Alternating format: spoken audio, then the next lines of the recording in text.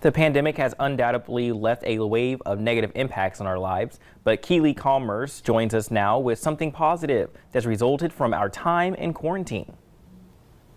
More people staying and working at home translates to fewer cars on the roads and fewer planes in the air. It's a story about transportation in large part. Vivek Shandas is an environmental scientist at Portland State University. He's been studying pollution across the city since the pandemic began.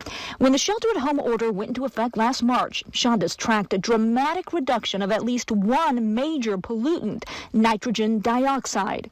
In fact, what we're seeing in the pollutant loads in the Portland metro region is that it was reduced by about 50% in April. About mid-April, it was at its lowest that it's been.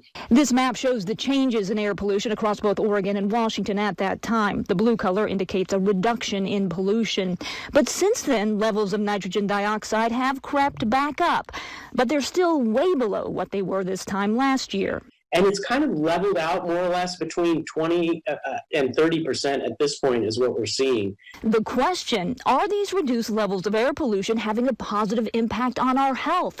Shandas's most recent research suggests they are. We were able to quantify the effect on respiratory health. The researchers looked at a number of asthma-related health problems among children on the West Coast. Comparing this year to last year, they found a notable reduction.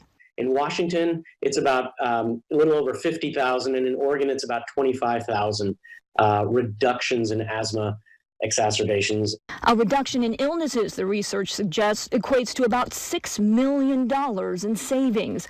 Taking steps now will help our planet's future and our health. Pandemic is helping us learn, for example, that early and very strong action is very important to stave off some of the big impacts that might emerge. And climate and the pandemic are very similar that way. Because of the benefits we have seen, Shandas and his colleagues think it's important employers consider this work from home model even post-pandemic. Well, still ahead at noon, a sheet pan meal that's as fitting for breakfast as it is for dinner. And believe it or not, it's done in less than 15 minutes.